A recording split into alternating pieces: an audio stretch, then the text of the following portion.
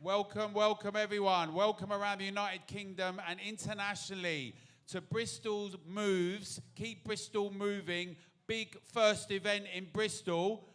I want to show that this is an amazing packed out room. Hey! Everyone in Bristol is showing some solidarity to London. No to you, Les. What are we saying to you, Les? Because there's a clean air zone that they're implementing in Bristol. They've been doing it in Birmingham. They're doing it with low emission zones in Scotland, but they're not talking to us. Welcome, everyone. We're going to have a big discussion about this. What are we going to do? What do we want to do with democracy, everyone? Take back democracy. What are we going to do? What are we going to do with our streets? We're going to free our streets together. Now I'm going to hand you over to Chris Johnson, who's organised all of this tonight. Thank you very much, everyone.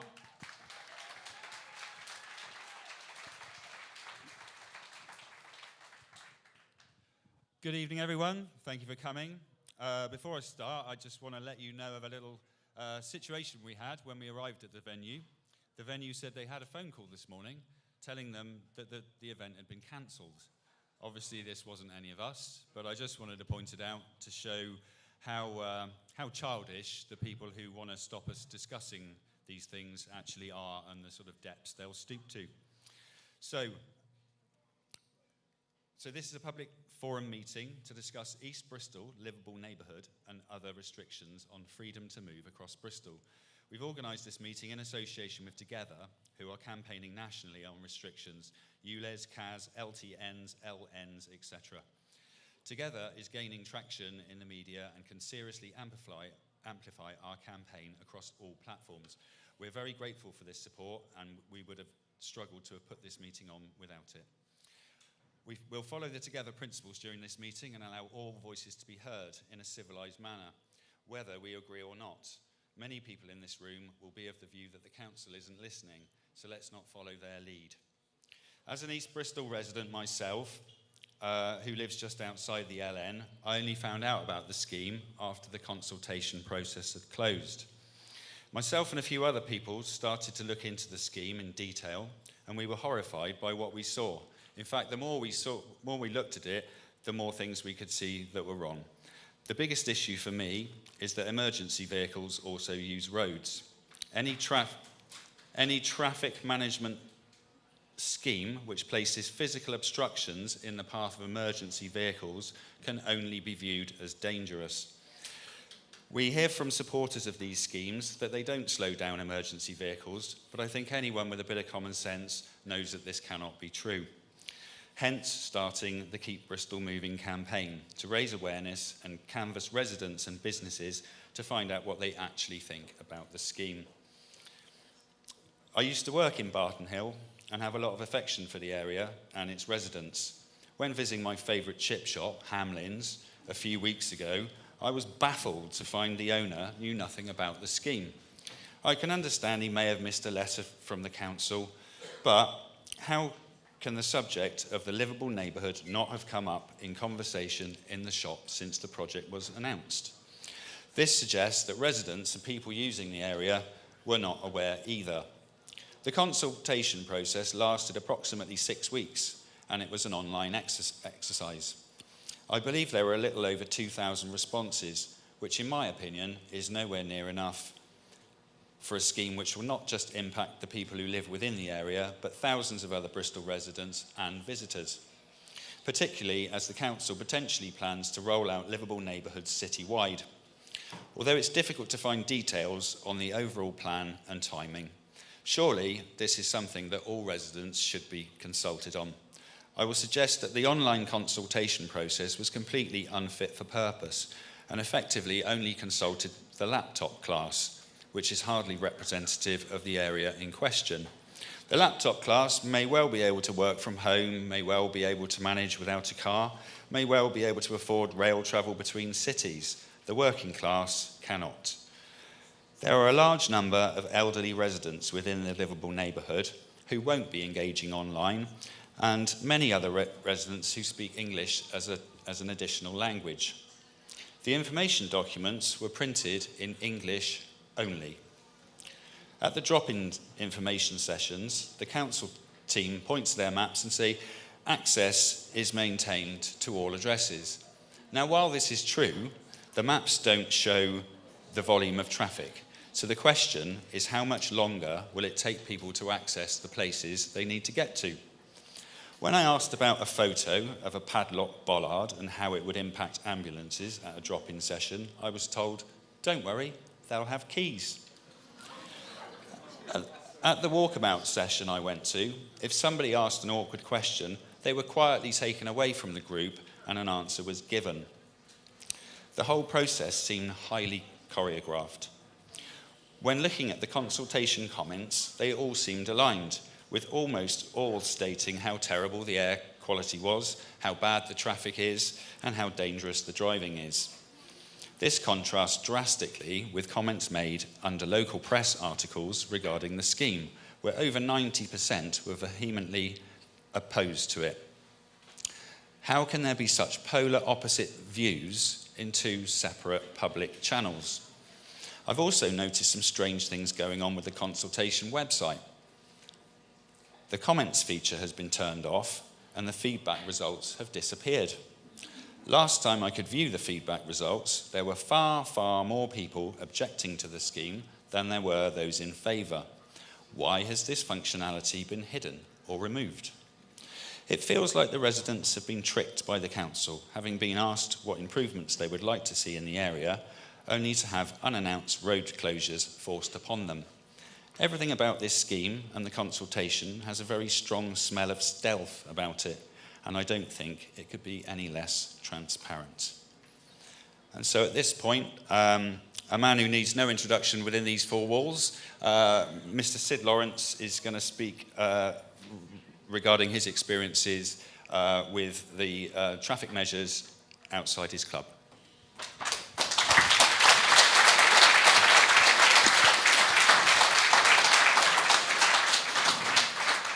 Yeah, hi. Some of you may know me and some of you may not. Some of you may not care who I am, but my name's Sid Lawrence. I'm an ex-Gloucester and England cricketer. I retired in about, now it's 90, 92, 93 I retired. I then got into business. I then opened a nightclub in the year of 99, and that's on Park Row. So I've been there for about 24 years. Within the last 3 years, suddenly the council, without any consultation to any of us, and there's not just me there, there's probably another 10 shops there, restaurants, hairdressers, cafes, and with no consultation to any of us, they put in a bike lane all the way through. So basically, we cannot now get any deliveries. My delivery guys who deliver, you can imagine, deliver big kegs of beer are refusing to deliver. So that's affecting my business and my livelihood. I've tried to speak to the council about it, about giving us some form of a period when I can, we have 2-3 hours time scale where we can get our deliveries. Even that would be difficult. But nobody seems to want to engage in talking to us. So it's just made my life really, really difficult. And like I said, they don't seem to want to be held accountable. And I think the word is accountable, the council, which I find very disappointing. But they're just making my life really difficult. And what's wrong, I feel injustice about it all, the cyclists, when we double park, because I need to get my out of my car, I have beer, I need to get out of the car. The cyclists then take photos of me, and I know what they're trying to say because they think I'm double parked, but that's the only way I can get my deliveries into my premises. And you've got to remember, there's another probably, I would say, 40 flats above Park Row. So if they want a TV or a washing machine delivered, impossible. So they haven't really thought about it. They haven't sat down with anybody and spoke to any of the residents there to say what our views are. But it's affecting, you've got cafes, restaurants there. You've got a hairdresser. His customers are probably 50, 60% over the age of 60. Now, they need dropping off. So it's like I said, the council are making our lives really impossible. And they're going to threaten people's livelihoods as well. That's what they're going to do. So they need to listen, and they need to be held accountable. I think nowadays in life, everybody, you know, I'm involved with Gloucestershire. I'm their president. We deal with diversity and inclusion. And what I always say, everybody must be held accountable now for their actions. And that's all I've got to say. Okay? Thank you.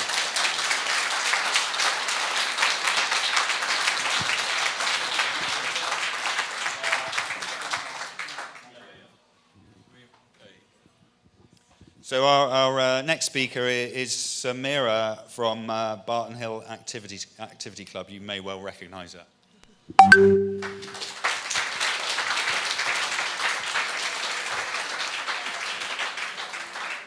Hi everyone, my name is Samira Mousse. I'm a director of Barton Hill Activity Club. I'm a resident in Barton Hill as well. I'm a mother of two who lives in a tower block. Most of our residents don't speak, their first language is not English, so this consultation wasn't included a lot onto the languages. And it wasn't clear from the beginning that it was in a road closure, the end of the game.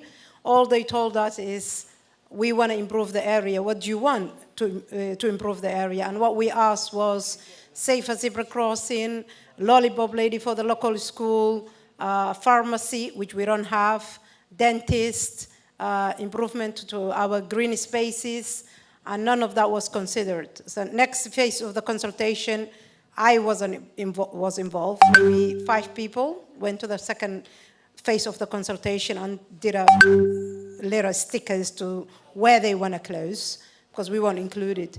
So as a resident who lives in the area, who takes her child to a school that is miles away, because there's not finished school in our area as well, we most dense populated in the whole, I think, Bristol. We live in a tower blocks, and you know, we don't have enough spaces. We have a green space, which we need improvement for, but it's not happening. Our green space is empty. And recently we've been told it's going to be given away to a cricket club who's from Gloucestershire or South Gloucester. So whatever we asked is not considered, but the council is just doing what they want to do. So I'm here on behalf of those children, those mothers, those families who's been ignored by the council. And, you know, we say no to road closures. Improvement we want, but not road closure.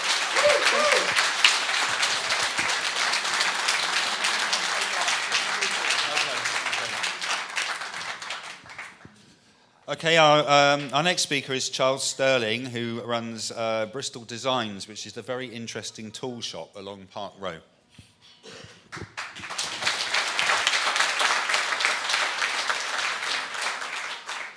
Hello, I'm another one that isn't right in this area, but have been affected by the clean air zone, by the parking restrictions, by the cycle lanes.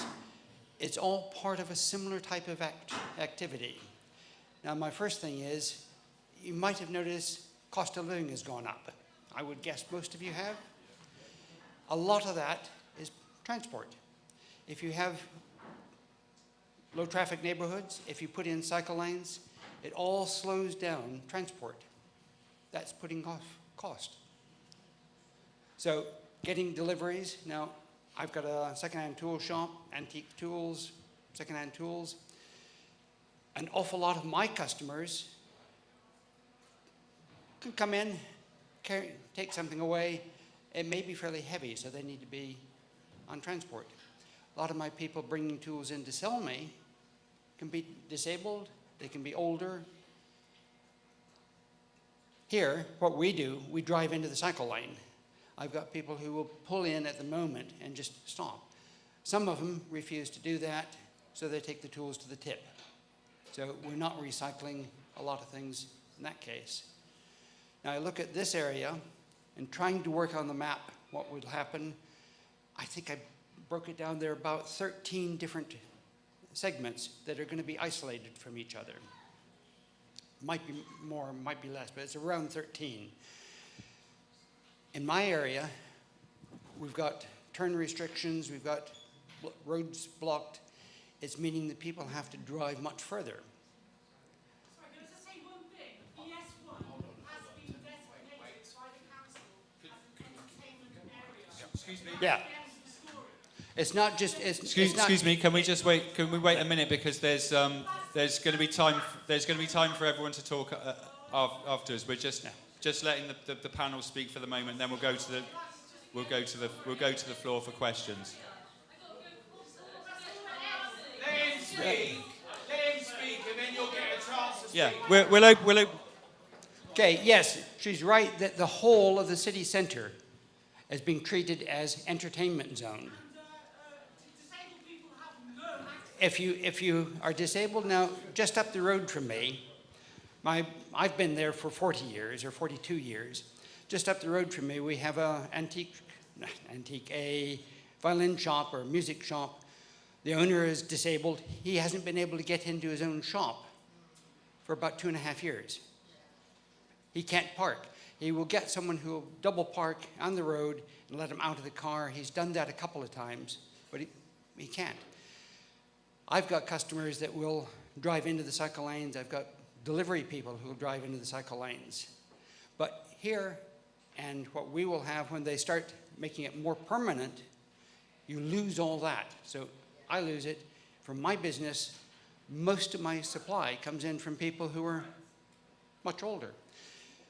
Making the area in central Bristol, what they're calling the entertainment zone, it means you wipe out any business that isn't. And I think they're trying to do the same thing here. If you've got any sort of business that is dealing with people from a distance, a larger catchment area, they're going to be hit. You'll get some businesses that do fairly well. If you're very local and you've only got local customers and local supply, yeah, you're going to survive, you're going to do okay.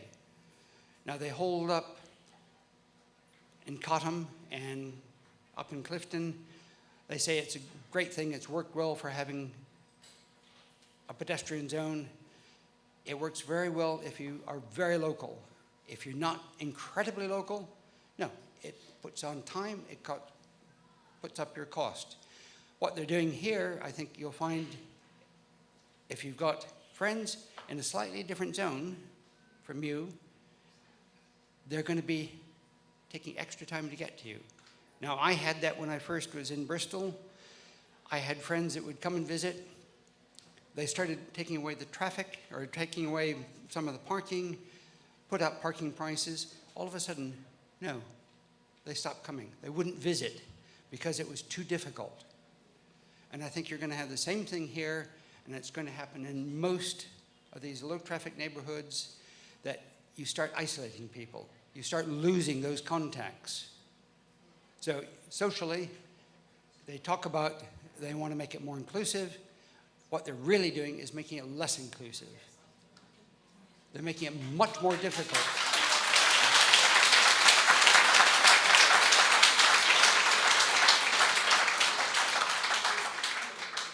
And they're putting up your costs, because transport is part of your cost. If it takes a lorry driver or a delivery driver 10 minutes in the past, it now can take them 20, 30, 40, 50 minutes, because they're driving around different parts of the same area.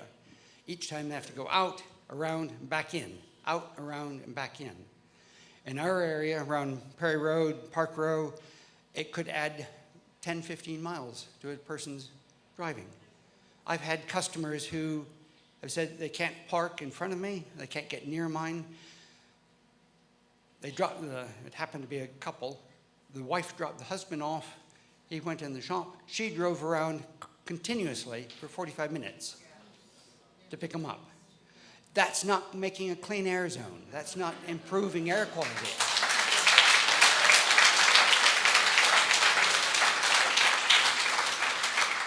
If any of you have driven down and passed to the BRI, you'll see that traffic there is horrendous. Now that's because we've had so many roads closed. Didn't used to be so bad. You used to be able to drive down. They talk about ambulances. Now, I had a friend who was stuck behind an ambulance with its blue lights flashing. It took 20 minutes to get down to the junction. for the ambulance to turn. That's what happens when you end up trying to control it. Yeah. Let the man talk, yeah? So, Watch your manners, yeah? Let the man talk. You can have your talk after. All right. Okay, Yeah. fine. That's me gone. If that's the way you're gonna behave, I'm gone. No, I can't. If we were ignorant like that, then I'm gone. Just ignorant. You're ignorant. You're an ignorant woman. Go. I'm gone. Sorry? Yeah, but you just let the man talk. All right, we've all got the opportunity to speak. It's cool. Listen, Sid. Wait. We can all. You can have your voice as well. Just if you let the speakers speak, then afterwards we get a chance. Everyone gets a chance to have their say, and we can discuss it. So if we do it that way, then everyone gets a voice. Wicked.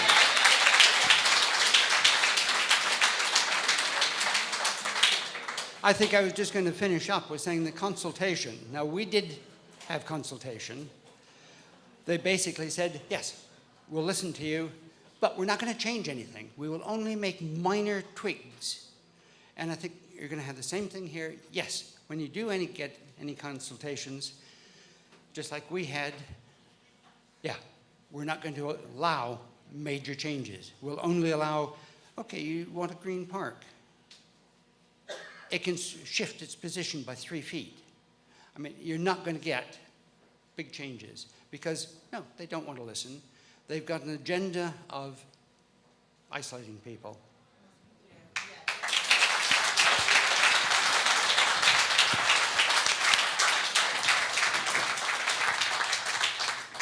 Thank you, Charles.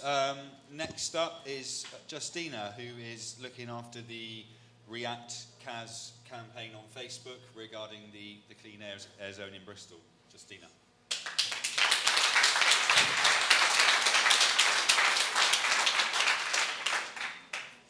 Hello everyone, my name is Justine and I run React CAS campaign against clear air zone charges in Bristol and Bath. Today I would like to focus mainly on clear air zone issues. I'm not sure if everyone heard about organization called Client Earth. Well, that organization has won 3 court cases, and the outcome was that UK government had to produce stronger plans to improve air quality. One of the documents published in 2017 called Clear Air Zone Framework states, clear air zone proposals are not required to include a charging zone. Local authorities will need to consider the impact on local residents. They will also need to take action as necessary to support and protect the economy of their local high streets and town centres, whilst ensuring that their clear air zone proposals will not result in displacement of the most polluting vehicles away from town centres to surrounding areas. When we look at Bristol Clear Air Zone, which started on the 28th of November 2022, that's exactly the opposite.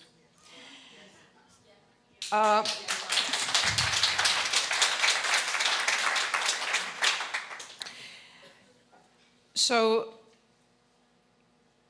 as we see, central government instructed local authorities to improve air quality in the cities, but the local authorities' approach varies when it's up to the implementing those changes.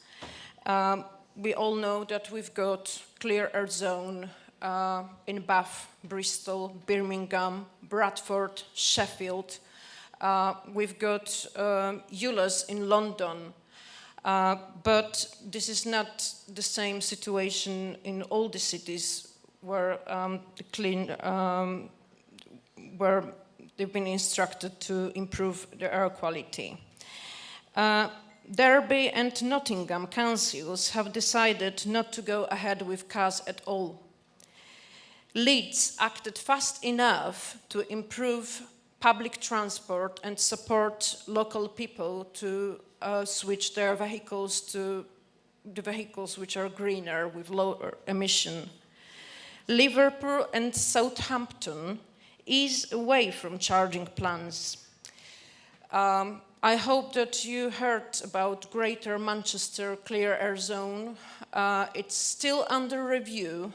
It should go ahead over a year ago, but thanks to the approach of people and organization called Rethink GM, which transformed into Rethink UK, community interest company, they started the legal challenge against local authorities, but they had a massive support from their local MPs and councillors who opposed to charging people.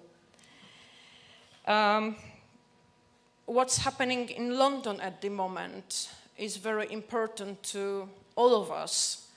5 councils started the legal action against Mayor of London when it's up to expanding ULEZ. In my opinion, we should not ask our MPs and councillors for help. We should ask them to do their job properly.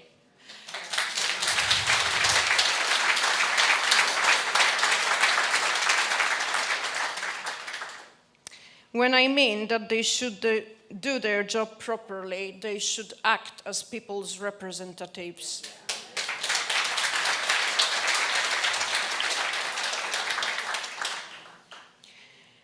We truly believe that improving air quality without putting more taxes, charges, and fines on people is doable.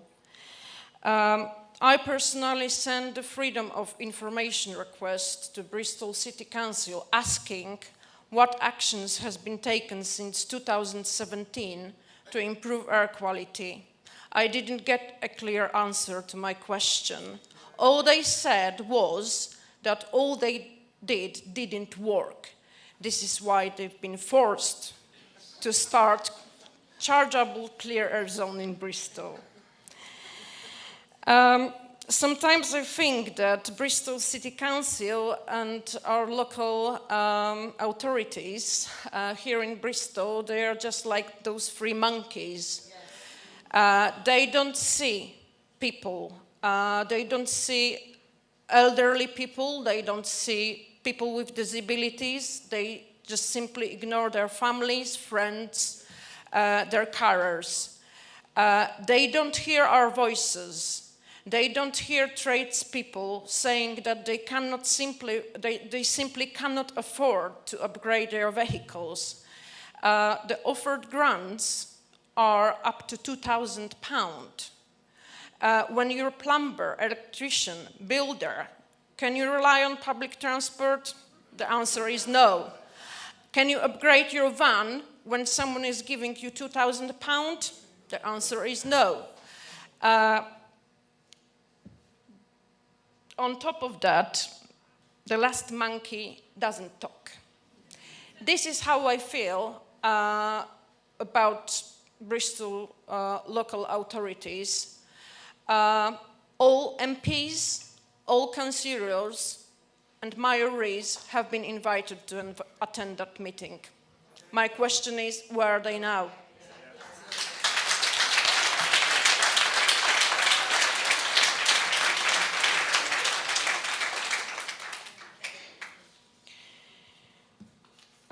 The last thing I would like to say is that there are other solutions to improve air quality. Our money, because we are talking about money, about our money coming from our pockets, should be invested wisely, not wasted. I feel personally that all the steps taken by Bristol City Council are causing more problems than solutions.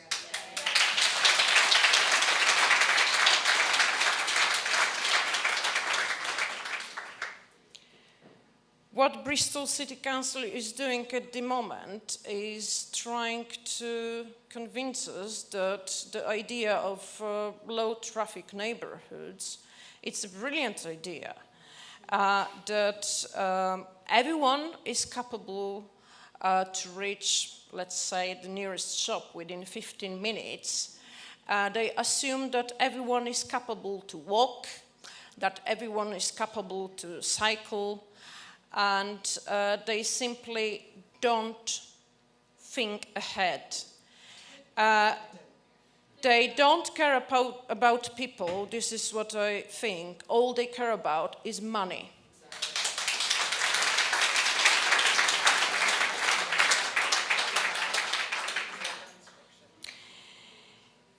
So, I've seen a picture saying that estimated time to arrive to the nearest shop or takeaway, it's 15 minutes. But we need to think about estimated time of arrival of emergency services like ambulances or fire rescue.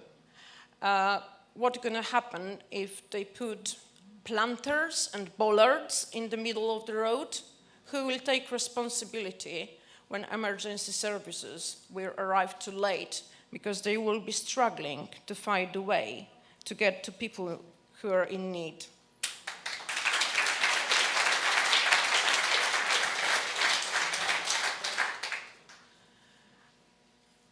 In my opinion, clear air zone and LTNs are not improving air quality at all. They're causing more problems, they're causing more chaos, confusions, delays, and in my opinion, they're just literally pushing those problems to different areas.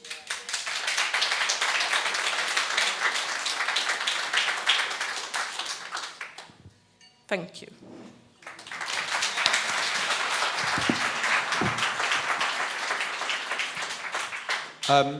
I just got to say, everyone, for the live stream, it is so exciting to be, may I just stand around here for a second because there's a couple of people around there. It's so exciting to be in a room and on a panel.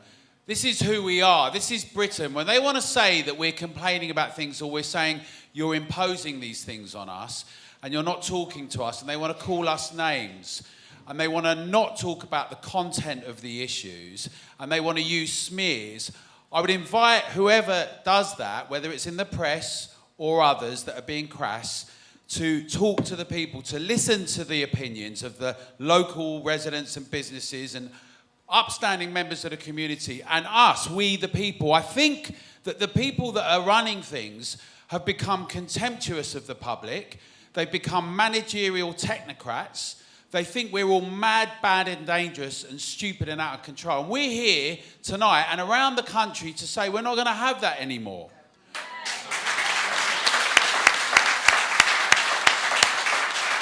Now I do want to say, firstly I want to say well done to ITV Southwest because they've come to cover this. And whatever the report ends up saying, I think it's really important because what we need is a proper local, regional and national grown-up adult debate about these issues. About traffic, about housing, about services, about how we're getting about social care, about disability, about how communities can earn more money, can do more things. And yes, surprise, surprise, people want to have a good environment. Absolutely we do. But we don't want shutdowns, we don't want road closures, we don't want to be told we're stupid, go and sit in the corner, put your hands on your heads. Particularly not in a city, in a region like Bristol, which gave us the first Concorde flight, Bristol, which invented the motorcycle, Bristol, which created Ribena, when in the war times there wasn't enough vitamin C and they were worried about scurvy, Bristol that's given us Massive Attack, right? Bristol and cricket, Bristol that gave us the Eagles, Bristol that's got 111 million in terms of investment of new innovation, bridge building, engineering, architecture, and brilliant creative people that is really about diversity and is showing us the way forward. Now, I want to say that at Together, one of the things that people say, right, when we go around the country is some of the local councillors or national politicians, they say, even the national politicians, well, you're not from round here, we don't need... So they're part of a national political party, right? So if it's Lib Dems or Greens or Labour or Conservative, and they say, well, we don't want like your kind round here. What are you talking about? You've got a national organisation. So at Together, we are really proud that we're working with really brilliant, smart people locally and regionally to have a national fight back what they're doing nationally with livable streets and active travel and a national cycle campaign. I love cycling, by the way, but a national cycle activist campaign. Sustrans that are doing all the so-called consultations. And they all think we're daft, right? They think we're stupid. They think they can keep imposing these ANPR cameras, these surveillance schemes, these fines, these charges, and we're just going to roll over. Well, we've got news for them, haven't we, Bristol? What are we saying? Now, we're going to come out to the audience in a minute, but I just want to say a few things, right? We have seen around the country amazing things, right? Caroline's at the back. We did an event recently in Bath. Again, they tried to cancel us and shut us down in Bath. And within 4 days, we had a packed hotel room this time, right? Because they were too scared to allow us to have the conversation. Like the jokers that phoned up today and said, oh, it's been cancelled. What we would invite anyone, because you've got a lot of money and you've got all these platforms, you're telling us it's another emergency and we have to do it right now and be quiet, right? We would invite you to have a proper discussion and debate and thrash out the issues. But if you're going to talk to us about 15-minute neighbourhoods and about low traffic neighbourhoods and a better quality of life, we would say, build better houses, let's get better incomes for people, and let's have better service provision. If you start with all that, that's for starters, then we can have a discussion about lots of other things and if we really can do that within that area. But we have never agreed to give up our rights for mobility and our rights for freedom. We're not going back to the feudal times.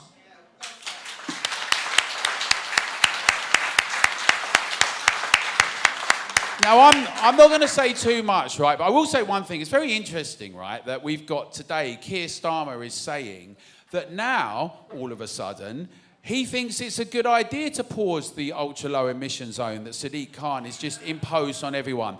Mainly because they want to win the election in Uxbridge. And they're petrified that lots of, surprise, surprise, decent, ordinary people, Labour voters, many of them for life, and other voters, independents, conservatives, do not want ULEZ. They know it's going to attack working people. 50% of vans outside of London and inside. And now they're panicking. And they're saying, let's have a pause. What, a pause till you've had the election and then you're going to go and do it anyway? We're not going to fall for all that stuff. You've got to treat people with respect as grown-ups and engage honestly. And I think it's really important that we address those issues as they stand. Now, I want to give you a couple of examples because I think in this meeting, what will be really good is, as well as hear these voices, and I hear from all of you and we discuss this, is to have some practical outcomes, right? We need to get organised. We need to get videos from people locally talking about these sorts of things, about how this is damaging businesses, damaging mobility, having an impact, as the woman was saying quite rightly, right, on disability and other people.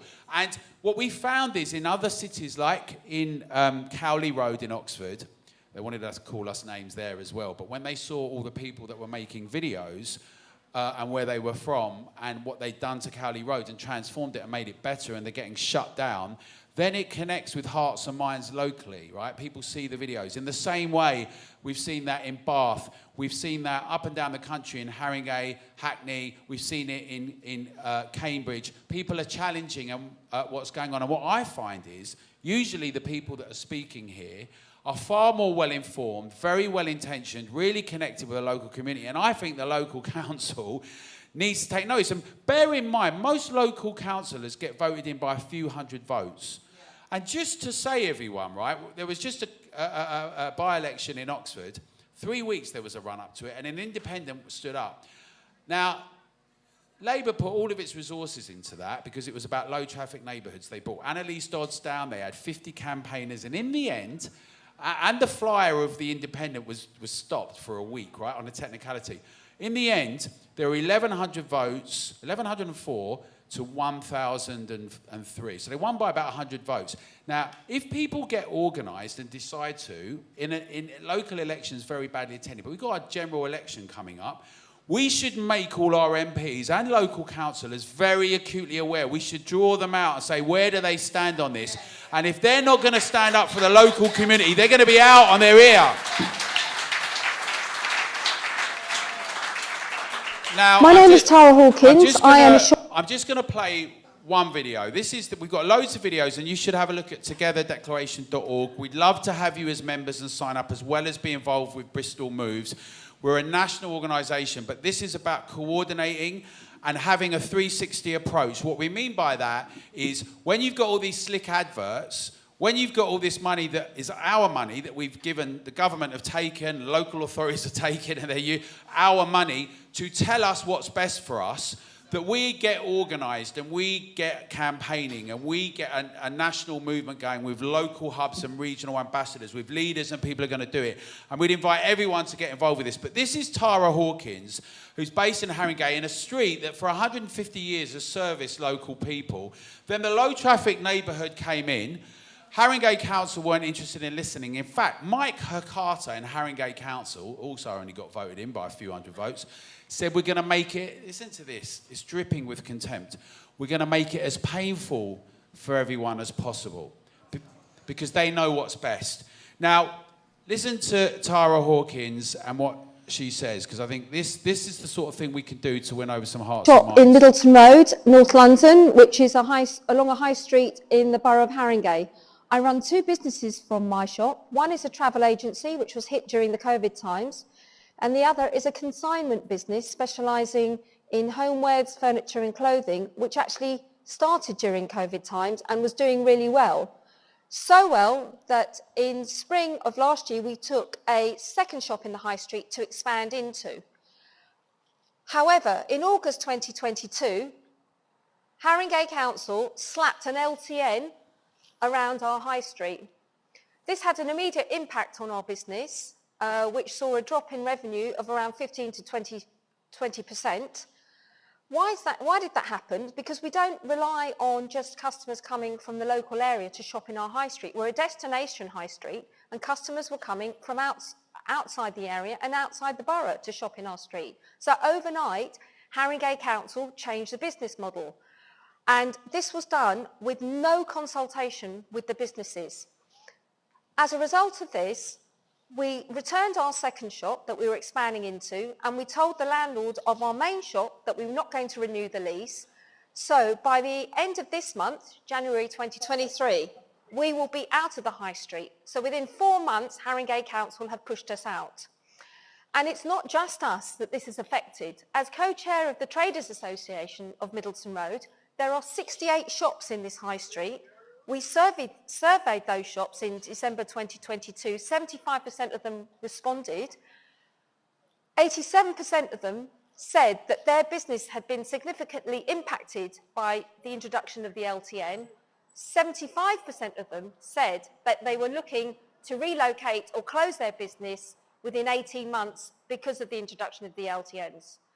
So LTNs, we didn't vote for them. They've been put in undemocratically. We are actively campaigning to remove them, and we will actively campaign against those that vote for them. My name is Tara. So I'm just going to say that we've just launched a coalition to stop ULEZ with all the different political parties and independents that are challenging, opposing it, regardless of their political views more broadly, that are saying they are not going to stand by and have these impositions met. When sometimes we're made to feel as though there's nothing you can do, what is my voice going to do? I'm only this, and people become cynical.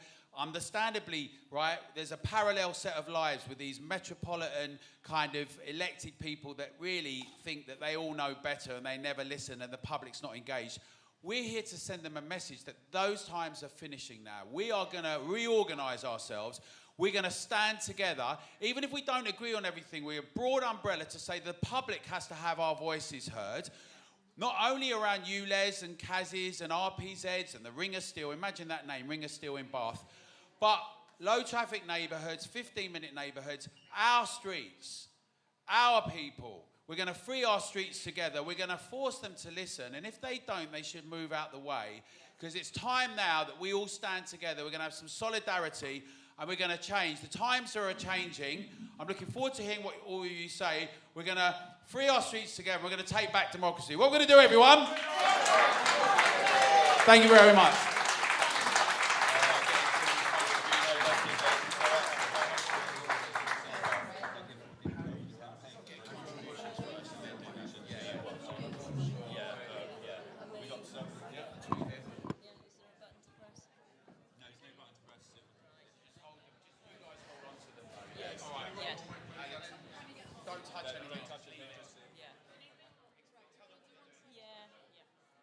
Okay, everyone. Now we're going to throw it open to the floor and ask for questions, etc. So if we can have a show of hands. Are we come up to either people with the mic? Yeah. Okay. So either side of the room, we've got two people with microphones. If you've got a question, please come on up to the front. I'll come to you in just a second. I'm aware. He can come up. Yeah. Or do you want to come up and? Yeah. Come up and take a microphone. So if you've got any comments, any questions. Yeah. Our stewards here will keep hold of the microphones. If that's all you say. Right.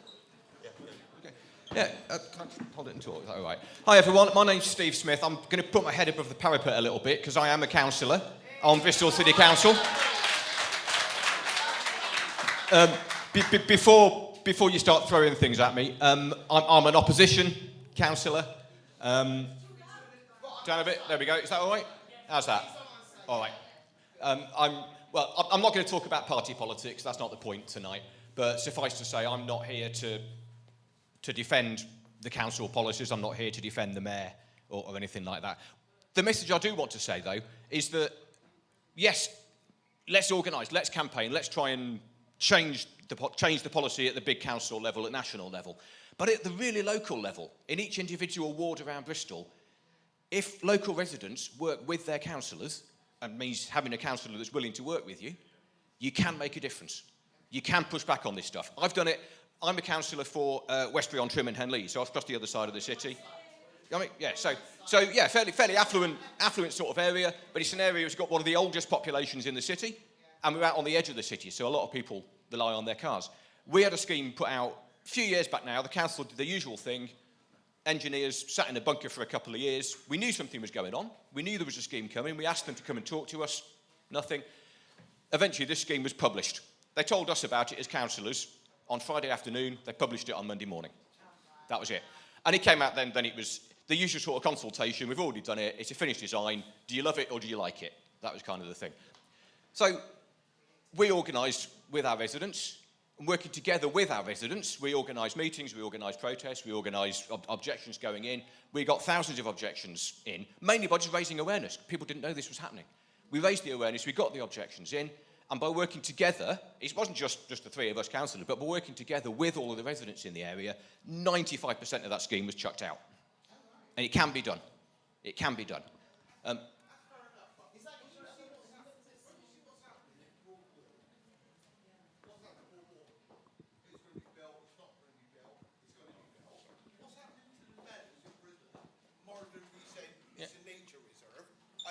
And now they're going to build on it, all these houses. How can we trust councillors? How can we actually trust local politicians? The government is corrupt as you like. And we're being taught about shopping centres not being the meadows, nature reserve. More than we said, it's not going to be built on. It's being built on now, historic. Yeah. How can we trust these people? Yeah, well, like I said, on that. Yeah, it was called the A4018 Improvement Scheme. And it was a whole, they wanted to block off the centre of Westbury Village and the whole no left turn here, no right turn there, all that kind of thing. It's still ticking along, it will come back, but, you know, we won the battle. No, I don't cover South. So to your point, sir, I'm not here to defend Marvin and the decisions he's made. I sit across the aisle from him, let's put it that way. But in terms of how you can trust people, what I would say is there's a local election coming up in Bristol next May, all right? In every ward, I'm sure people here from all over the city, ask the people who want to be your councillor in your ward where they stand on this stuff. Ask them if they will support you and use your vote accordingly. And if they don't, well, okay. Yeah, I know. All right, and then, yeah. Yeah, no, that's all right. It's fine. I get people are cynical. Of course you are. Why wouldn't you be? Right, thanks, Steve. I think we probably want to move on to... thank you very much indeed.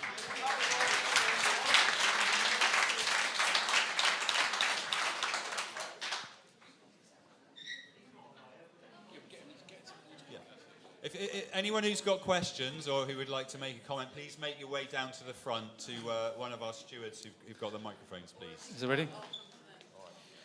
Hello, I'd just like to agree with the lady that all politicians are monkeys. They've got no original thinking. The idea of 15-minute cities has come from the World Economic Forum. This is nothing about clean air. It's all about the god of climate change and net zero. So it's nothing to do with clean air. It's just to control people, minimize their travel. Oil is actually a scarce commodity. It's becoming harder and harder to take oil out of the ground. It's costing more. So it's nothing but a scheme to keep the wealth in the hands of few by forcing everybody else not to drive and emotionally blackmailing us with the climate. Is it 10 years to live? 5 years to live for the planet? How many times have we heard it? Al Gore, Prince Charles, now King Charles. All of them. So they're all liars, to be honest. Yeah. So that's the issue.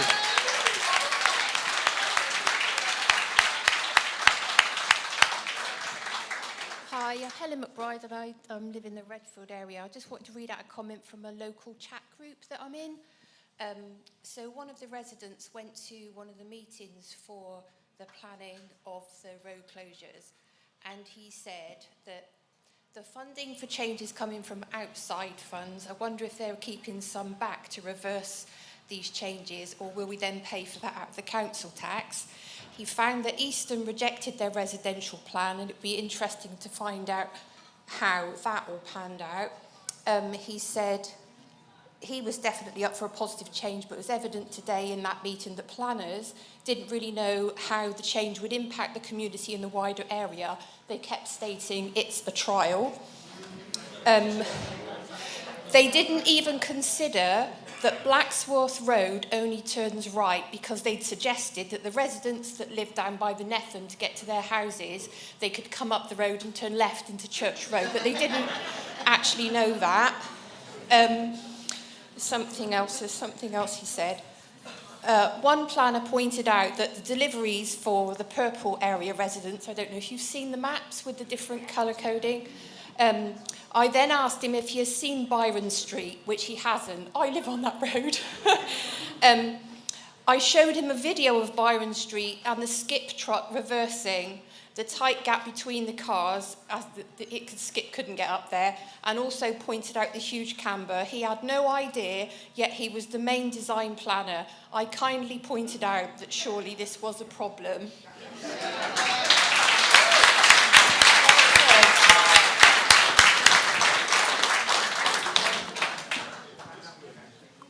Anyone else who would like to... Okay. Do you want to come down the front, or should we come to you, or...? Yeah, hello. I found myself to be right in the middle of the trial area, so I'm taking this a little bit personally.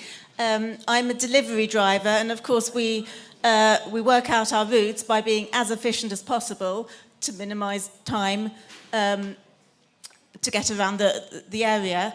It's quite obvious that now that they're going to try and block off neighbourhoods and we can only access them from the main road, we're going to be wiggling around the city and taking a lot longer. So it cannot be possible that these systems, these trials are going to reduce emissions. That just doesn't make sense. I did go to a drop-in session. I managed to speak to a young man from the council who said he was the project manager for this. I tried to push him on a few points, particularly saying, where does this come from? It's not coming from the people. This is not democratic. Where does it come from? He did try to not answer. Eventually, he sort of said something about, we've been planning this for a long time. I don't know who the we is, and eventually saying something about Labour, the Labour Council. A couple of points he said, or I picked up at that session that I find absolutely amazing. Maybe somebody can confirm. He said the council is planning to increase the population of Bristol by 500,000 people in the next 10 years. So I said, well, that's your problem. How are we going to reduce emissions if we're going to double the population? That's the problem. If that's your plan, then you're the problem. But, nothing else. All these schemes will not reduce emissions, whatever we do. So if that's true, that's terrible. He also said that they're trialling them, then they'll consult on the trials, and they want them permanent by in 2027, which I understood to mean across the whole city. It could have just been our neighbourhood, but I understood that across the city. So that's a couple of figures that I thought were interesting. In terms of the whole process, which I'm just amazed that the councillors were not involved. What are the councillors for if they're not involved? I don't understand that.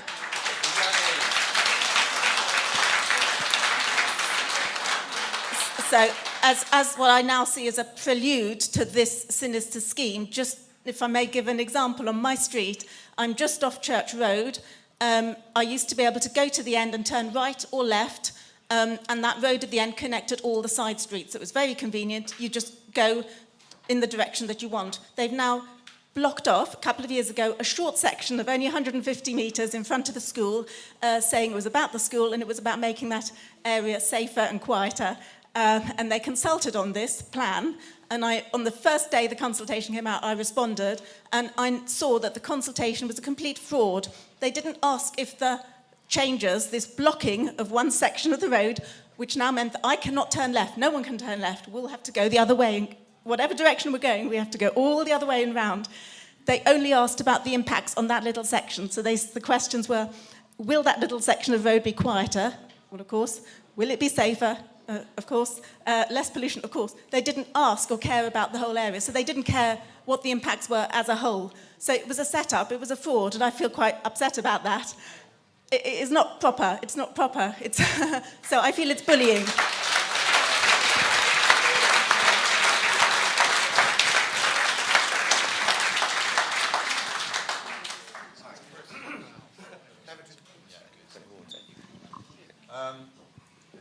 Sorry, I was just the lovely lady that was talking earlier about someone talking to the planners about have they been to the street that I live on, which is Byron Street, and he hadn't, and he was the main design planner.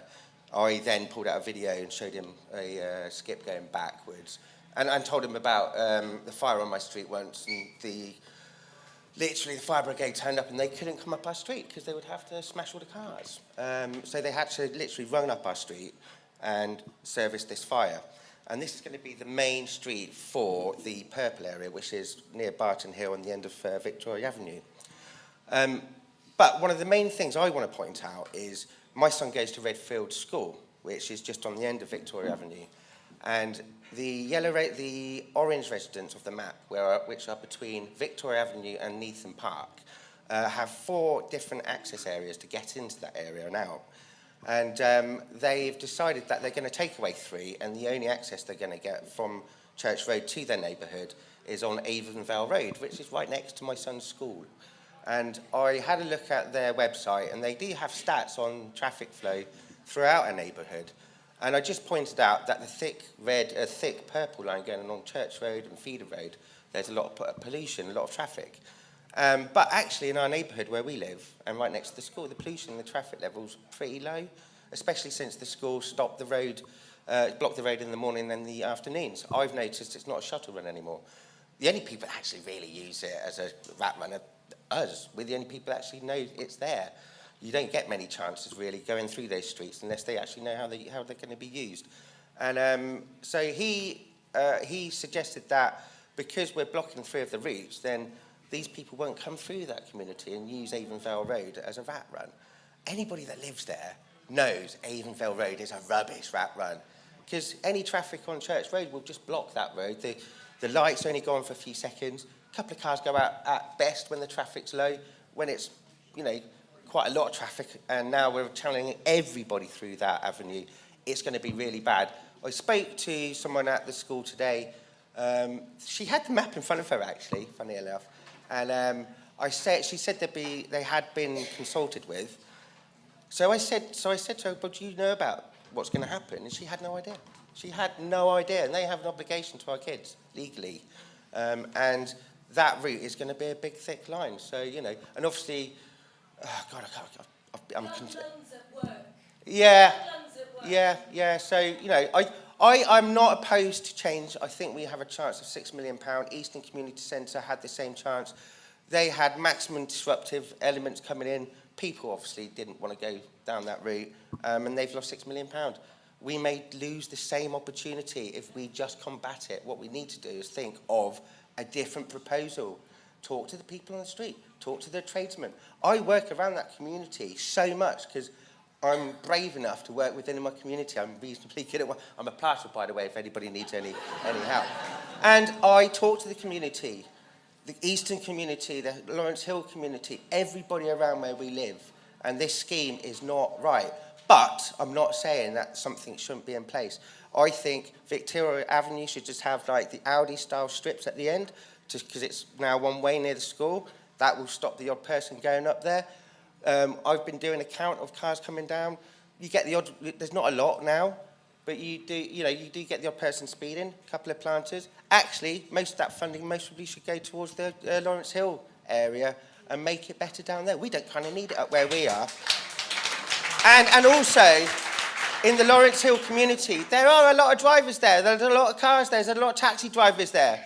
Some of the information I've been seeing put out on some WhatsApp groups have said opposite. Like, basically, they don't have the money to have a car. Is kind of how they put it. I don't know how to word that properly, but it's not right. Just walk down that road, look at all the cars, listen to the people in the community. They have cars, they have a voice, and this is going to disrupt their lives just as much. Okay. We may lose a whole load of people who are on the fringe of trying to save our planet and do the right thing. And if we lose them this time, we'll lose them forever. Let's move it along. Let someone else speak. Thank you very much. Hi, I work at Rank Engineering on the Barton Hill Trading Estate. There's a profound irony in this whole scheme, is they're attempting to create a livable neighbourhood in one of the most deprived areas of Bristol, where there is not actually a livable neighbourhood.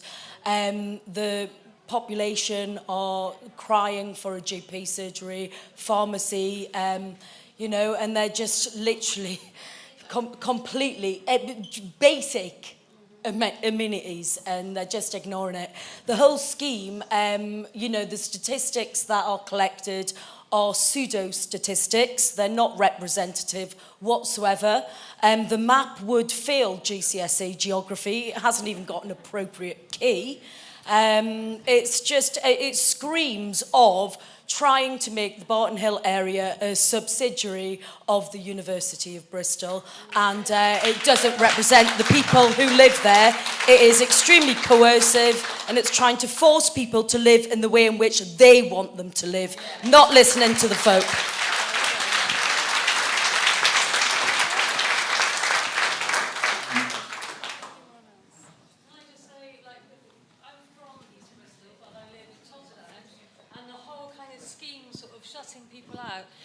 Distressing for me. My doctors are still in St George because of medical reasons, and I'm stressed out all the time. I had to sell a car because it was a Toyota Yaris and I couldn't drive this car, so I had to get another car at massive expense. They're making out we have this East Bristol Liveable Neighbourhood, but that's my childhood home. That's where my friends live. That's where I grew up. That's where my friends from childhood live. They live in the Redfield area. I've got PTSD. I go to the Neffam and I sit and I do sort of just connect back to where I'm from, and that's important to me, and I feel like I'm being shut out. And it's kind of like just consulting with the people that live within that area. It's not just within that area. It's people that identify with that area as home.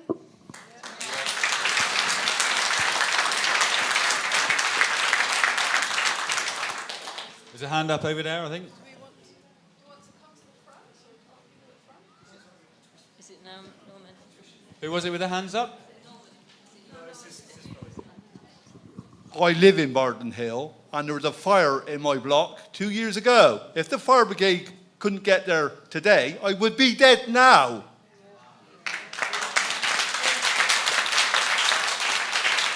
And I can't get down the stairs. I got disability in my legs. I cannot get downstairs. It took me 45 minutes to get down the stairs in my own block. So if the fire brigade couldn't get to my block now, I'd be dead even now. Thank you very much.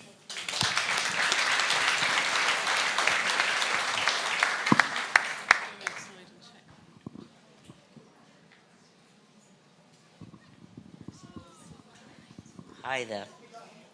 I'd like to address the issue of disabled people. How are we supposed to get around? I mean, I saw a disabled man being interviewed on Newsnight a couple of nights ago from London, where this scheme has started. It costs him £7 a day to get out of his area so he can go to the hospital, meetings, or whatever. £7 a day just to get out of his area. Is this what's going to happen to us? Because so far, money's not been mentioned, but they kind of put that thing onto you at the very last moment, just like this scheme. Also, I live in Redfield, right by the Netham. We haven't got any youth clubs. We haven't got anything in the area. I even contacted the council recently about the Netham Pavilion that they built, hoping that maybe we could have a cafe at the side or something. We've got local musicians that came out in lockdown, and it was a really nice atmosphere by the people themselves, with nothing opening, nothing available to us. So when you try and ask the council for anything, they just refuse or say it belongs to the Sports Council, don't give you a name to write to, none of it. Just full stop, that's it, we're not interested. That's all I got to say.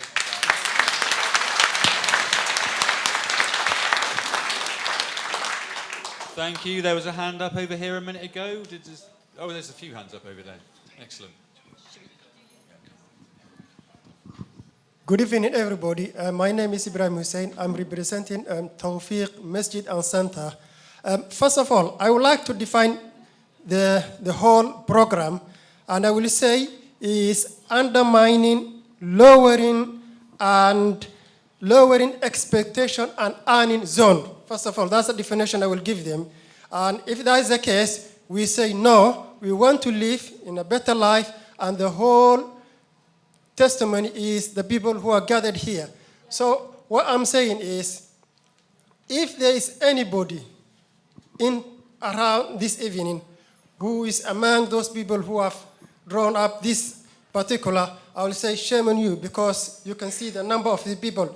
Secondly, I would like to say that this program has not been consulted widely, as being said everybody, and it affects everybody rather than helping.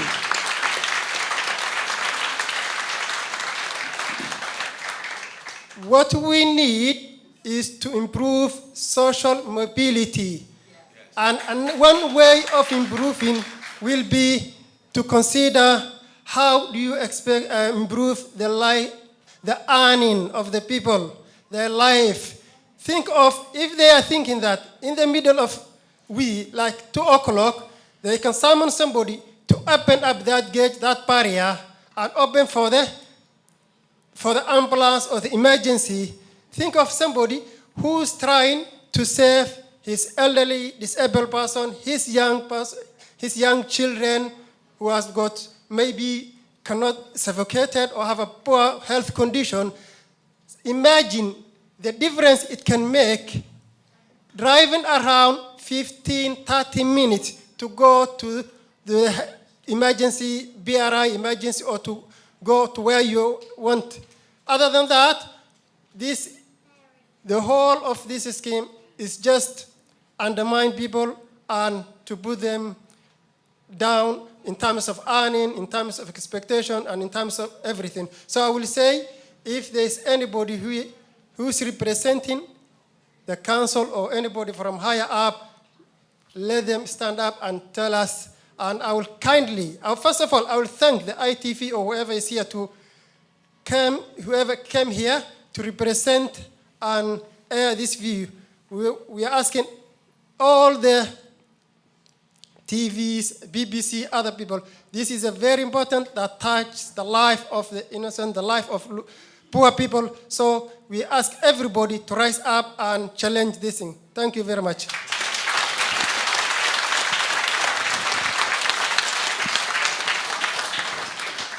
Thank you very much. I think we've got time for about one more. Okay, thank you. We'll go back out for some more questions after, but one more for a moment. My name is Eric Campbell. I don't know if anyone here from Beaufort Road? Yeah, okay. Well, yeah. I live on Beaufort Road, and listening to everyone here today, there's always winners and losers. And I came here today with some questions to ask, and having heard what people have said, how it's impacted their lives, my thinking has shifted slightly. But we can't pretend there are no problems. I've lived on Beaufort Road for 28 years. And that road has caused us enough problems trying to raise children on that road, the amount of accidents that have taken place on that road, the amount of road rage that takes place on that road, and especially if anyone knows Beaufort Road, there is a junction there that if the police were documenting it, there'd be enough accidents there to raise our car insurance, because the insurance company says the amount of accidents there. My question is, how do you deliver on the difficulties that people have living on Beaufort Road? The suggested trial scheme for us works. Okay, you can say we're selfish because it works for us, and listening to what's been said is obviously one man's gain is another person's detriment. So while we're saying, and I agree with you, if it impacts somebody's business, then something has to be done. But there has to be solutions to problems. They can't be ignored. So, yeah, I'm still asking the question, and some of our folks on there are asking, how are you going to solve our problem? Okay? I think anyone who knows the area, anyone who's familiar with the area and knows where Beaufort Road is, will know that it is a problematic street. I don't think anybody would argue that Beaufort Road has some issues which could do with addressing. The same thing with Mildred Street in Barton Hill. Mildred Street is very much a road which has issues, but our argument is that this scheme is not the solution to one or two roads which have problems. Those problems can be dealt with in isolation. And this scheme is a very, very blunt tool to try and address those issues. What we've always done historically is when roads have issues with traffic, we've looked at that road in isolation and worked out a solution for that particular street. But because there's one or two roads which are notorious within that huge, it's about 2 square miles, isn't it? Something like that. For me, certainly the solution is not the scheme which has been offered, which causes so much pain, to the whole neighbourhood. If you're saying you're talking, you're accusing the council of not talking. Now, if I come to you, I've got to have a solution. That's how that's how you solve the problem. You can't solve the problem by saying we don't want this, we don't want this. Yeah. Well, okay? what I'm saying is if you have an issue with traffic on a road, you deal with that road. You don't deal with 2 square miles. I am not saying that, but for 28 years we've been living with this. Okay, 28 years. So we've had meetings. And people on Beaufort Road and nearby have agreed to certain things. And I hold my hand up and saying that what has been suggested for Beaufort Road does impact on other people. But if you want to get rid of the scheme, you've got to put something else in place. You've got to suggest something. Okay? Now, sorry, can I was going to come back on that. I think it's a really important can point. Can I make a point? Make a point. And I wish I wouldn't have to say this. Building roads and road schemes, okay, was part of my forte, okay, as a civil engineer. So I know what it is like to think about all these things, about the pollution and so forth. But you've got to suggest solutions. Absolutely. Okay? I think it's a really good point. And I think what that gentleman has pointed out is something that's really important, that's very crucial, which is that whenever we do anything in a city, in urban planning, there are always some consequences, and we have to think about if there's issues, how we mitigate them. The question is, how do we organise it? What's the first principle? When we thought about getting rid of the ghettos and having better social housing and having improved stock and innovating and transforming things, when we have irrigation, when we have tunnelling, when we have bridges, it used to be the case that much of the public was at the heart of those considerations. How can we have more trade and commerce? How can people have better housing and education? And let's think about post-war, when we had things like provisions after 2 world wars and a huge recession. There was a big concentration on how we could improve things. Every kind of movement, from the Bauhaus movement to the modernist movement, there were mistakes made, but it was about putting people at the heart of things. The problem is now, is that the public is not front and centre. The way to solve the problem, and it's like around some schools, right? There are very good, strong arguments for some roads where there are schools to have slower driving, right? I don't think anyone's going to say, well, we always have to have 70 miles per hour like you have on the motorway everywhere, right? Because we can be nuanced, we can use our judgment, and we can have significant big urban planning schemes, which we have civil engineers and we have planners and we have the public at the heart of it. But it has to be not just social engineering with a view that we're at a permanent crisis. You've got to have net emissions, net zero. That means we're going to have shutdowns, we're going to have restrictions, we're going to have limits. Why not have the starting point, what we need? Let's have some ambition and around how we can provide the best for everyone in a city. How can we have fantastic schools, great infrastructure, brilliant hospitals? Not water companies that are pumping pollution into the water. Not infrastructure that's really old, that's not being invested in.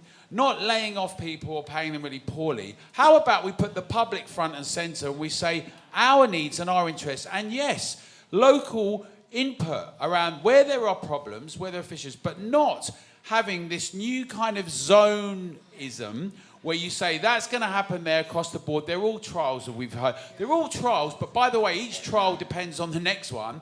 And then we're going to impose it across the board, because what we've seen behind all of this, when you take the veil away, there's a plan. There is a plan. And the plan, as Ken Livingstone said a long time ago, if I can get rid of cars, I will. And as we've seen the C40 cities and the mayors around the world and in this country, and as we've seen local authorities increasingly around these livable streets and active travel, the idea is you should walk. A bit like 40 years ago they did in China. You should cycle everywhere. Well, what about if you've got to do deliveries? What about if you are disabled? What about, you know, my mum happens to be disabled now. It takes me 4 times the amount of time to go and see her. I've now got to move from where I am to be around her. The councils don't care. People are nearly kicking off in the street, but they actually like that. Because the more that they can make it painful for ordinary people, the more they can implement those measures. And I think we need to have more brains and attention locally on some of the issues, and but what we need to do is we need to be able to have a proper discussion where people are consulted and listened to. The gentleman's been there a long time and he's very well aware of what's going on, and there needs to be issues. But you need to be able to have a very specific local, regional and national plan, of which at the heart of it is what the British public needs. Not what they say at Davos, not what they say when they fly in their nice jets and they go in air-conditioned limousines and then tell us how much we've got to stop driving and consuming because we're all these like avaricious, nasty termites. But actually, what do we need in our streets, right? And how are we going to get them done? We need infrastructure. We need some reservoirs, right? We ain't built any forever. How about some nuclear energy, right? Let's have proper electrification. Let's not keep saying we're killing everything, we're destroying everything, it's all us. And let's get the conversation back. And what I would really like to see tonight is as many people, as many of you, because this is an electric audience, come and see Chris and the guys afterwards. Get involved, right? If you want to have your voices heard, let's get organised. Let's make sure we've got all sorts of things. Bring neighbours, friends, work colleagues, get them involved with us, right? Let's have some more rallies. Let's do door to door. Let's get calls to action to councillors and MPs. Let's make sure they hear Bristol loud and clear together.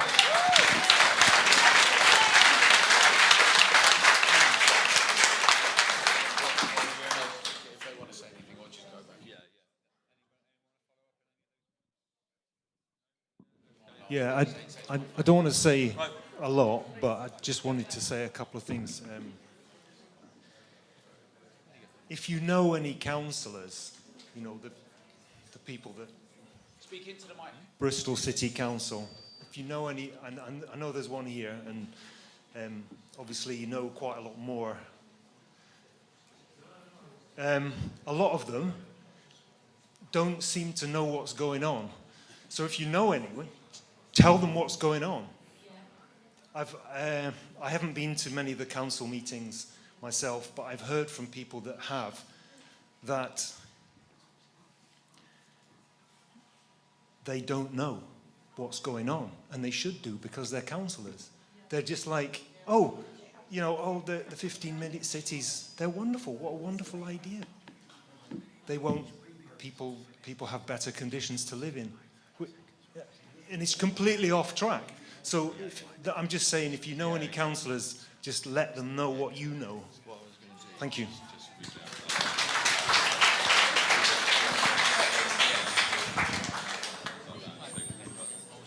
Hi, just to say, if anybody's interested, we have a demo on Saturday the 15th of this month. So we're meeting at St George's Park, and it's going to start at 11:30. So we're just going to go around the area, talk to people, basically try and alert people and spread the knowledge, basically. All right? That's it. Great, thank you.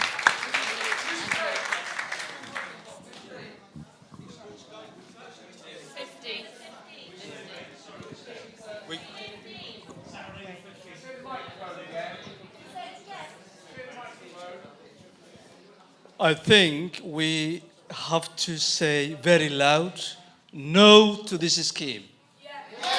No to this scheme. Because it is based on lies. Look, how can anyone tell me, how can you impose a scheme without consultation, without proper consultation?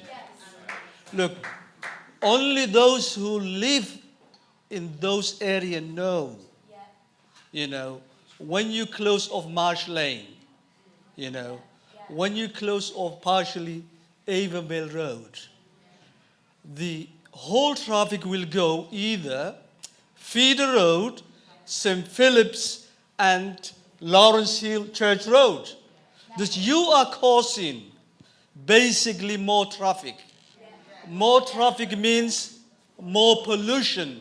Thus you are not helping, you are causing, you are not helping, you are causing more problems. Look,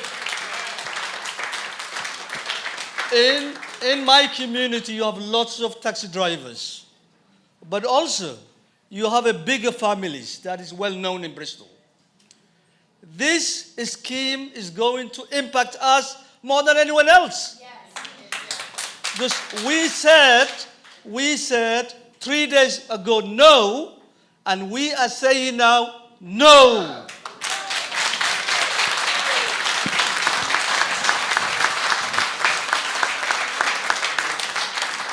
Thank you. Thank you.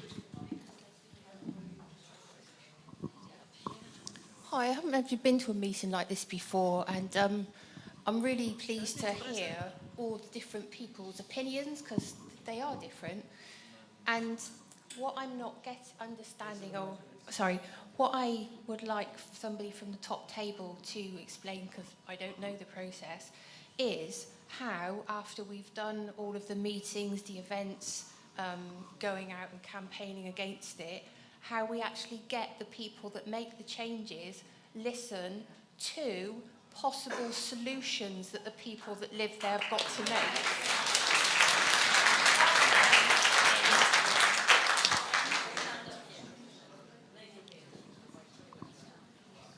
Hi, I work in Barton Hill with a local community organization, and I have heard the concerns that the local community are raising, whether that's the businesses or the local residents. And I think it's all about honest and being transparent, and the council hasn't been honest and transparent from the beginning. I think they had their own, hidden agenda to start with. What they call livable, it was some kind of, deceiving.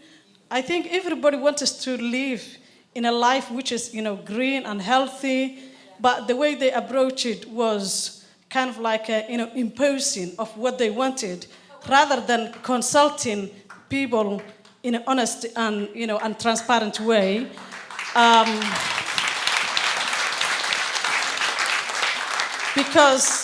Because I have seen what they called, a survey, or what they called consultation. There was nothing or nowhere mentioned about the road closures. Yeah. That is, it was just they used, what they called, the consultations as a tick box. Yes. Yeah. But it was not a genuine, consultation. I think, if they would have been honest in the beginning and, saying, okay, we are using a government power because we have power, we are imposing on your power, and at least if they could ask, the local community, is there any room that we can negotiate with? People could have at least, have designed, co-designed something that is maybe a win-win for all. However, I don't think what they're doing is, is completely disgenuine. Unethical. Yeah, absolutely. Yeah. So I think they need to stop what they're doing and restart the process. There are a lot of pressing issues in the community. As many people said, there's no pharmacy. There's no, even the local, the dentist is moving, from NHS to private. The public transport is very poor. There are a lot of, pressing issues to address in terms of, the street lighting, making the streets the better place, creating a cycle line while not dismantling, the car routes. There are a lot of things that the community has mentioned that they need. But I think this is imposing rather than, and the irony is that they called co-production or some kind of like,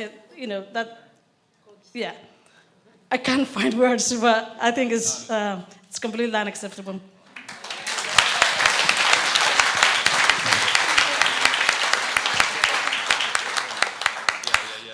Solutions. I sit here and I've almost forgotten the glaring solution. Because in this country, we've forgotten the obvious solution to extreme mobility on cars and the problems that they can cause, and it's public transport. Over the past few decades, we've had our railways run down. They've become expensive and unreliable. I had to give up using GWR because I just couldn't get to work using them. Bus services are run down, and they've been cut in Bristol and in London recently, and nobody talks about it. And if you do mention it, you're often told it's too expensive, it's too complicated. We are an advanced society. We're supposed to be one of the richest countries in the world, and we have created a society which depends on mobility. So if we want to think about solutions, and if we want to get our politicians thinking about solutions, we need to get public transport back onto the agenda.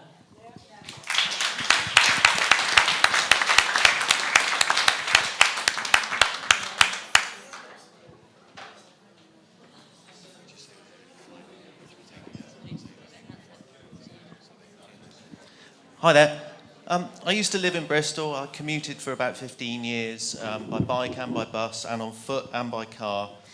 I agree with the last lady about public transport. I don't know if First still only do a policy of no return ticket before 9 o'clock in the morning. It made it impossible for me to do several jobs in the town centre. It just wasn't economically viable, so I'd agree with her on that. What the solution to that is, I don't know. But one of the solutions I haven't heard, really, apart from the chap at the top table, mentioned Davos. I think one of the things that people really need to do to get ahead of all of these problems is understand the bigger picture of what's going on. Where nobody yet has mentioned UN 2030, and there's also the Great Reset, which a lot of people say, oh, that's just a conspiracy theory. Of course it's not. And a lot of people, the members of the public, don't know about these things. It's not on the BBC, they don't talk about it. There's very little in the way of public knowledge. I'm guessing from the response, a lot of people here do know about those things. But I think what we need to do is focus on the big picture and see how those top-level agendas are filtering down through and how our councils are not democratic. As you say, take back democracy. I also used to work for Bristol City Council for a couple of years as well. And I've seen that, how top-level agendas filter down through and lesser agendas are just immediately swept aside. There's a sort of hierarchy in terms of interests. And very often those interests are corporate. They're not, it's got nothing to do with the service they're bringing. It's to do with profit. And I mean, that's kind of my point, really. And I don't know how we approach it. I really don't. I'm kind of at a bit of a loss myself these days. Okay, thank you very much. I think we've got time for a couple more.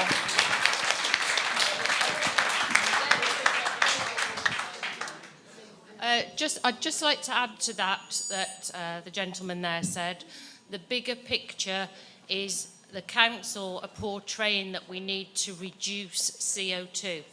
We do not need to reduce CO2. CO2 at the moment stands at 0.04% parts per million.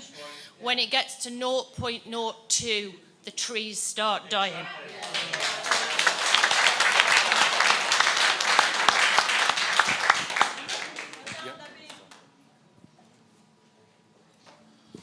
Hi. So I just wanted to say can I talk? Yeah, a few things. I just want to speak on behalf of the faith community, because one thing I've realised, being from a Muslim background, no one seems to have talked to any of the mosques and how they'll be impacted by this. So if you just look at, for example, as Muslims, we go to the mosque 5 times a day to pray. A lot of our elderly, that's the only social contact they get sometimes. You take away their ability to get to the mosque, they're going to lose that, yeah? And then if we look at Friday prayers, for example, yeah, we normally get like maybe 300-500 people going to Friday prayers on a Friday.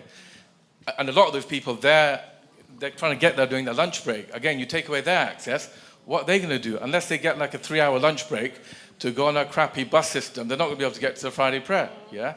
And then the other thing, again, from the Muslim perspective is, when we have funerals in the community, when Muslims do funerals, they happen within 24 hours. So you can't give people notice. So again, for the funeral, you may get a couple of hundred people show up. And you imagine if there's a bereaving family knowing that people can't come to see off their deceased, how are they going to feel as well? Yeah. So in terms of solutions, I mean, I live in Easton, so I was affected when they closed off from All Hallows Road, despite protestation from the community. Yeah? But I think what we can learn from is St. Mark's Road, what they tried to do there, because there, they fought back tooth and nail, and the council actually backed off there. So I think we need to link up with them, learn from them, and push back properly against all of this they're trying to do.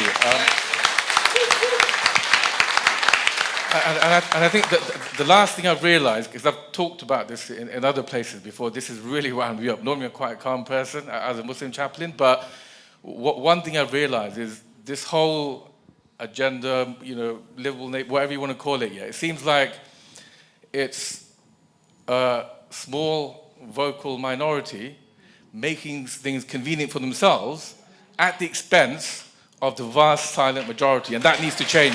Yeah. And I think the last thing I'll shut up after this, yeah. But I read a quote on the Nextdoor app, and I think that sums up the feeling of everyone. And this person said something, and it's stuck with me ever since. Basically, they said, Bristol is becoming a difficult place to live in. And I think that's the problem. They're making everyone's lives worse.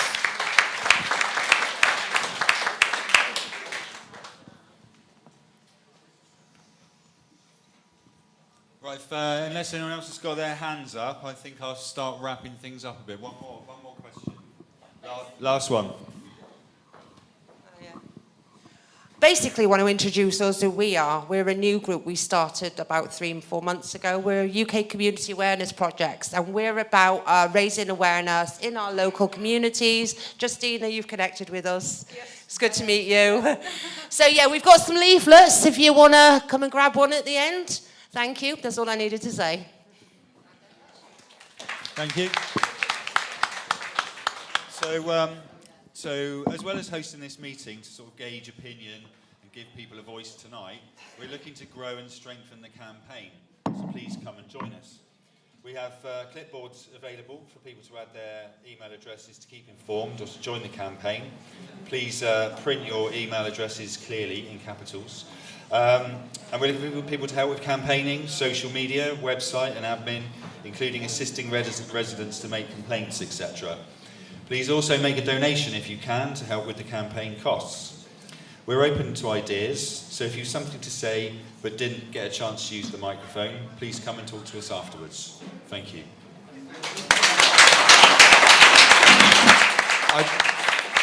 I just want to say a couple of things about what can be done. In Warrington, people organised, and like the gentleman's just made the point about St Mark's Road, and they organised and they were vocal and they got out and they convinced their colleagues and their friends and their neighbours and their work people, and they got the LTNs ripped out and taken down. In Southwark, we've seen the same thing. In London. In Ealing, we've seen the same thing. In Cambridge, we've just seen the councillor resign and a new councillor get elected because of the congestion charge. We're seeing up and down the country that people are saying no, that they're organising and challenging it. And that's what we need to do. They love it when we all say there's nothing that can be done. It's just a plan. It's just going to happen. We need to make sure we organise. So please come and see Chris and the rest of the team. I think the speakers have been brilliant, but I want to say thank you to everyone from Together's point of view. And let's get this message to everyone up and down the country. We're not going to put up with this anymore.